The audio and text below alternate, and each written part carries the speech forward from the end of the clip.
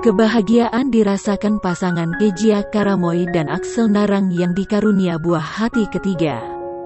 Kabar bahagia disampaikan melalui unggahan Instagram Kezia, Senin tanggal 29 Maret tahun 2021. Tampak mantan member Cherry Belle itu berbaring di ranjang mendekap sang buah hati. Sementara Axel Narang berdiri mendampingi sang istri mengacungkan jempol.